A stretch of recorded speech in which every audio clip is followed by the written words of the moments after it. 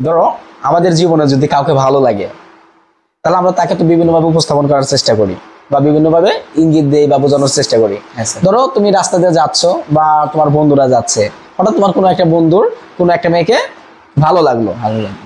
ঠিক আছে, ভালো লাগলো, তো তখন সে বললো বা তুমি বললা যে আমি তোমার প্রেমে পড়েছি, তখন এর ইংরেজি কি হবে?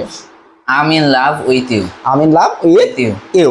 আমি তোমাকে প্রতি নিঃশ্বাসে অনুভব করি। I feel you in every breadth.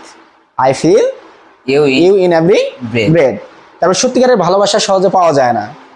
True love is never easy to find. এখন তোমার বন্ধু বলল যে ধরো ভালোবাসা আমরা এত কিছু মানে উৎসাহ প্রকাশ করতেছি, আবার ভালোবাসলে অনেক সময় কাঁদতে হয়, কি করতে হয়? কাঁদতে হয়। এখন বাইজিৎ বললো যে আমরা এত ভালোবাসা প্রকাশ করা উচিত না, পরে কাঁদতে হয় এমন মনে করছে। তো এখন তোমাকে রায়হান জিজ্ঞেস করলো যে শেষ কবে কেঁদেছিলে? When the last time was you cried? You cried. তুমি তখন উত্তর দিলে যে মাসখানেক আগে। Maybe a month now. Thank you. Welcome, sir.